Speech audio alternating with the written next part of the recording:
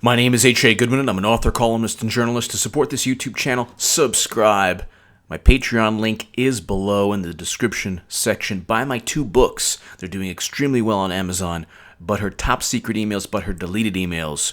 If you want to know everything there is to know about the email scandal, check out the reviews. Clinton's email scandal was a threat to national security. The biggest cybersecurity nightmare this country has ever faced. An unencrypted private server, potentially with top secret intelligence, eventually with top secret intelligence, but an unencrypted private server connected to a BlackBerry the NSA said she could not use while she traveled, and this is the type of information you're going to find, while she traveled to China and met with Russian officials. Nobody talks about that. She had an unencrypted server while she met with Russian officials. Imagine if Trump did that. Even the establishment, this is a very, very interesting article in the Washington Post. I've been saying that Trump's going to win re-election since November 9th, actually November 8th, 2016. I said, after predicting it in 2015, when I stated that Hillary Clinton was unelectable, and if she either cheated or became nominee, she would lose to Trump. I was saying that for over a year. People thought I was crazy, they wrote hit pieces, whatever. She lost to Trump. Now the Washington Post. This is just several hours back. Trump is on track to win re-election. The fact that the Washington Post published this article means a lot. It means that even the establishment knows what I've known for a long time. But I'll read you. More than half of Americans don't think Donald Trump is fit to serve as president, yet he has a clear path to winning re-election.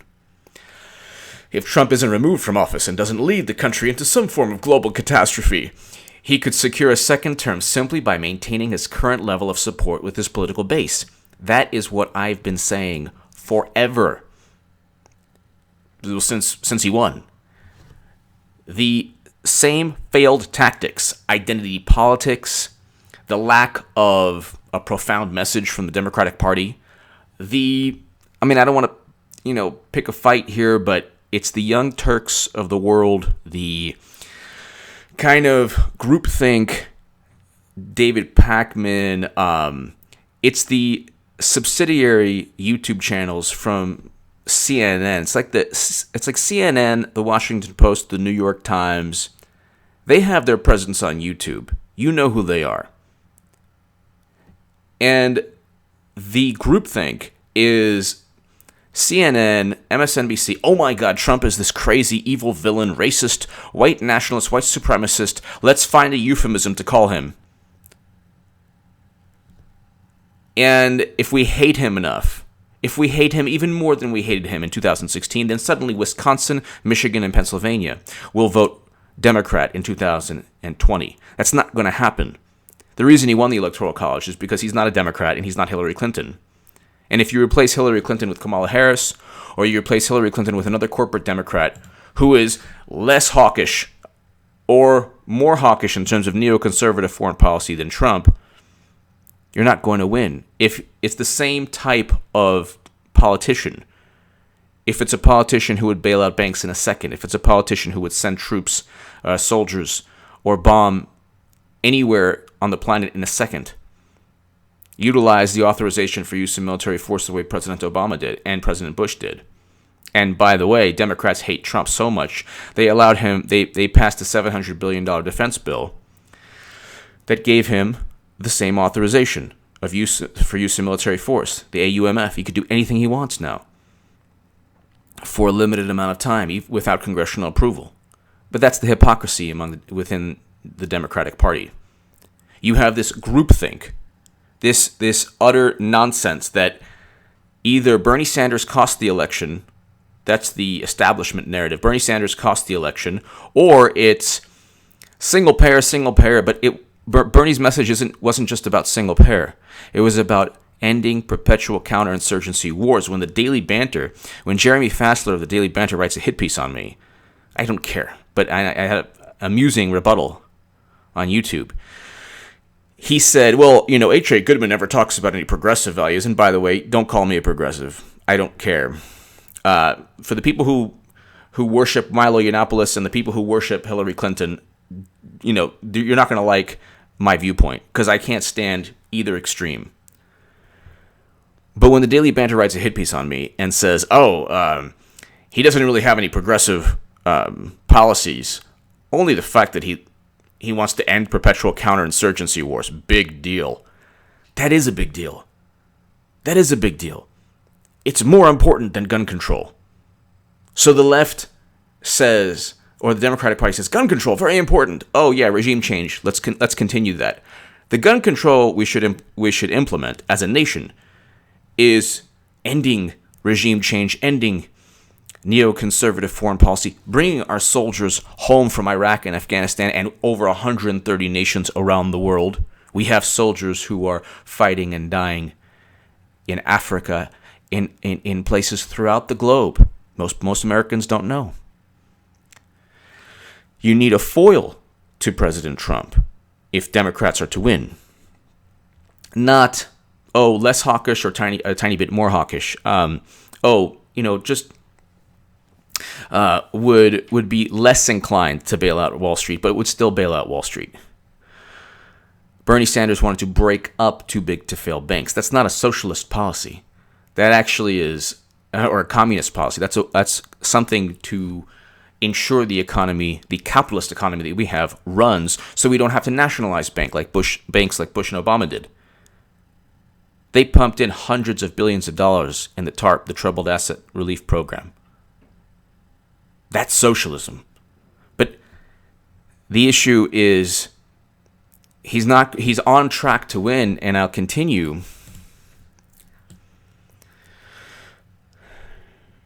We have changed what have changed are the political fault lines that have driven the debate since the early 1980s. Until now, the ideological divides between the parties were largely differences around social issues, defense spending, and trade, as well as tax cuts for the wealthy and corporations. Today, the central issue has become populism, as voters have moved away from the two political parties and increasingly self-identified as independents.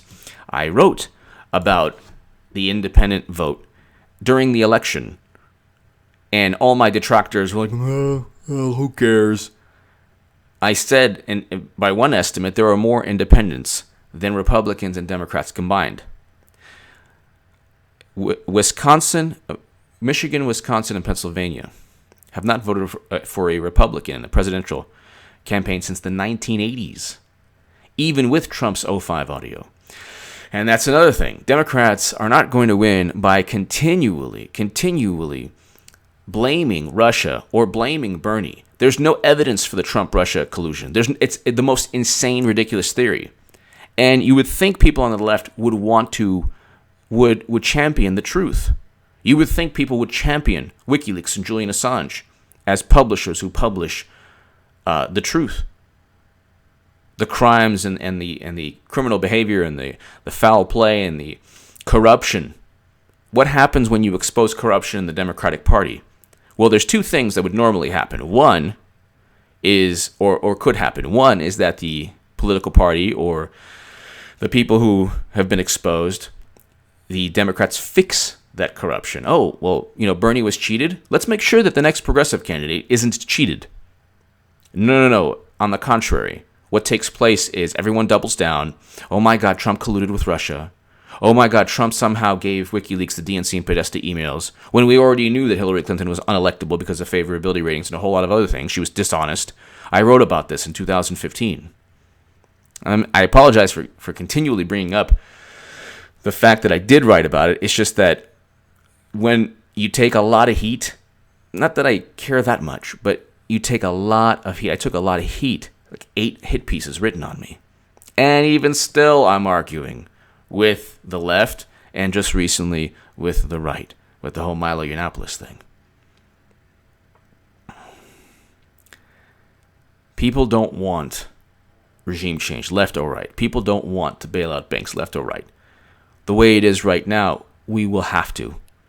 The banks that were too big to fail are now bigger than they were when they were too big to fail in 2008. They're bigger. All of them are bigger. Citigroup, all of them.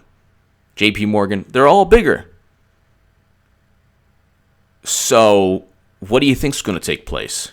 Whether it's a Democrat or a Republican, they're going to bail out the banks and give them as much money as they need. They're not talking about reinstating Glass-Steagall.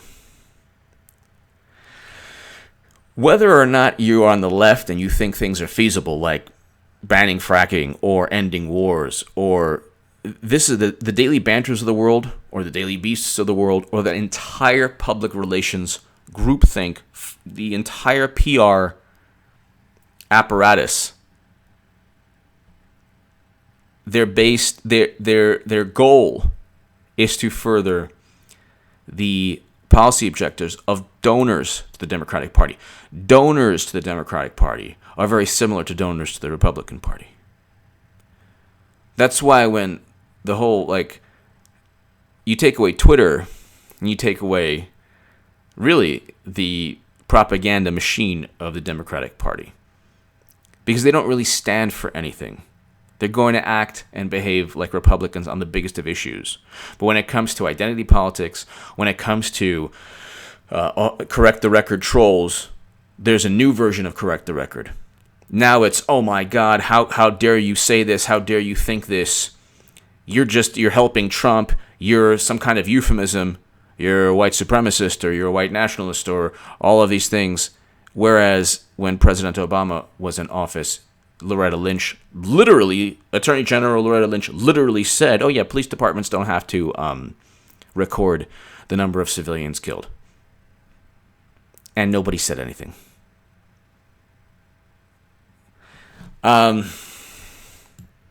First, Trump knows that gaining the support of the majority of voters in a presidential election is not a requirement. Yeah, you need to win the Electoral College. And even the debate, the Colin Kaepernick issue. It's not like Democrats said, yes, you know what? We stand, we might not kneel during the national anthem, but we want to address all the issues, all the reasons why Colin Kaepernick is protesting, or, all the reasons linked to his protest. No! Obama never said, let's have sweeping police reform and criminal justice reform and ensure that we don't destroy countries like Libya. He didn't say that. None of the Democrats are actually addressing the topics. What they're doing is people on the left are tweeting memes and snarky phrases, and yes, we have to support Kaepernick, but they're not supporting him in terms of policies. They're not saying, we need to ensure that policing doesn't lead to brutality. We need to bring home our soldiers. We need to address the specific issues that Kaepernick wants addressed. All they say is Trump is dividing. But in reality, they agree with Trump. They just don't want to say it. That's the problem with the Democratic Party. The establishment, most establishment Democrats agree on Trump on the biggest issues, but they just hate the way he presents himself. They want somebody who tells North Korea, there will be consequences if you continually engage in the nuclear program. They don't want someone to speak like Trump. Oh, you know what? Rocket Man, all these things.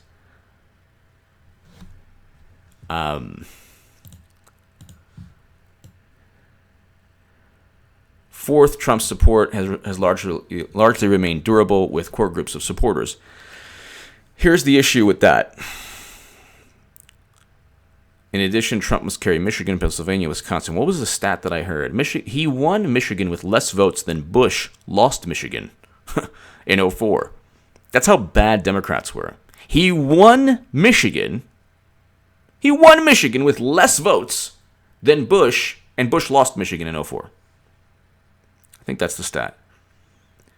The issue here is that there are people on the left, and I've had debates with a lot of my friends, who either wanted Bernie or voted eventually for the Democratic Party or didn't vote at all. I've had debates, and I've said, look, Trump's base, the majority is not like Milo Yiannopoulos worshipers. The majority are people who are conservative. They are people who are Republican. People who would vote for Romney. That's what the Democratic Party and the dumb neoliberal public relations machine doesn't understand. At the end of the day, you're talking about Democrats versus Republicans. If Democrats and the media have the same favorability ratings as Trump, then you have Trump going against Clinton all over again.